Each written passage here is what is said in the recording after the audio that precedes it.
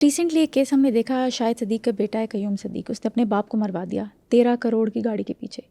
चूँकि उसने अपनी गर्लफ्रेंड के लिए अपने बाप से गाड़ी की डिमांड की, उसके बाप ने पूरी ज़िंदगी अपने बेटे को सब कुछ प्रोवाइड किया क्योंकि वो एक अमीर कबीर इंसान था।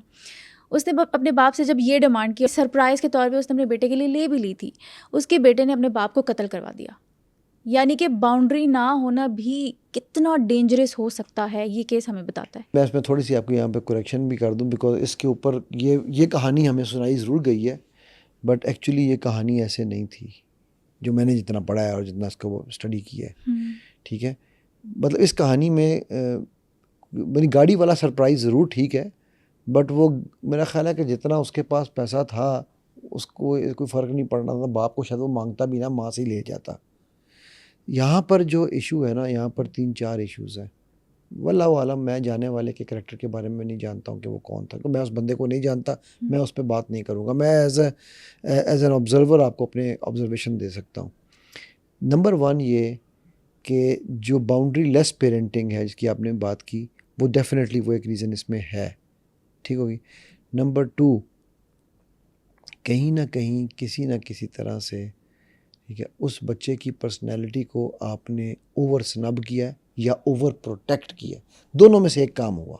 अगर ओवर स्नब हुई तो भी बच्चा आपका दुश्मन बन जाएगा, अगर ओवर प्रोटेक्ट हुआ तो भी बच्चा आपका या अपाहिज हो जाएगा या आपका दुश्मन हो जाएगा। नंबर 3, मैं गारंटी से लिख के देता हूँ, इसमें मदरहुड का सबसे ज़्यादा रोल है, गारंटी से।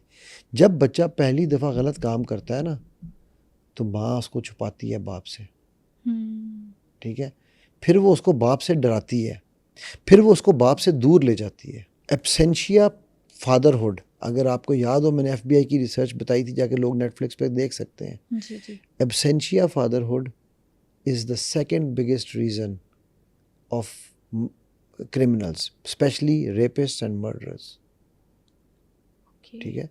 सो जब आप, ये भी एब्सेंशिया फादरहुड की एक एग्जांपल है, ठीक है। मेरा चूँकि उसमें उस केस में इतना ज़्यादा इंटरेस्ट नहीं था, क्योंकि मुझे पता है कि वो हम इतने बड़े लेवल का, हाई लेवल का केस है, तो उसमें शायद हमें उस तरह एक्सेस भी ना मिलेगी, ठीक है। लेकिन अगर मैं उस केस को बैठ के एनालाइज करूँगा, इन्वेस्टिगेट करूँगा, इस नज़रिए से नहीं कि बेटे ने बाप को कत्ल किया, बल्कि इस नज़रिए से कि where did parent go wrong, कहाँ बच्चे के एहसासात का कत्ल हुआ है, कहाँ वहाँ वो खला खलीज कहाँ आई है। अगर मुझे इजाज़त मिले और मैं ये काम कर सकूं, मैं आपको गारंटी देता हूं, ठीक है, उसमें 2 मेन रीज़न आएंगी, एक ओवर लव और दूसरा माँ का बाप को दुश्मन बनाना। ये बहुत बड़ी रीज़न्स आएंगी, और ये वो टॉक्सिसिटी है जो माँ अपने माइंड की टॉक्सिसिटी अपनी औलाद में फिट कर रही है, एंड वाइसे वर्सा।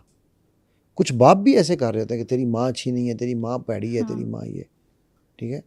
कभी हम दोनों मियाँ बीवी के दरमियान कोई बात हो जाती ना, तो मैं अगर जाके अपने बेटे को कहूँ, यार देख तेरी अम्मी ने क्या किया, तो कहता है यार वो आप मियाँ बीवी हैं, मेरे पास ना है, मेरे लिए वो माँ बाप है, हम दोनों। वो मुझे भी कहता है, हाँ, कहता है वो अपना झगड़ा घर में निबेड़े, बाहर कमरे के अंदर नहीं, बाहर नहीं आना, ठीक है। तो ये इख्तियार, ये अथॉरिटी, ये फ्रैंकनेस ज़रूरी है। अगर वहाँ पर उस शाहिद साहब वाले केस को, अगर मरहूम के केस को अगर देखा जाए, तो आई कैन अश्योर यू कि वहाँ पर इन 2-3 में से कोई एक चीज़ लाजमी हुई है।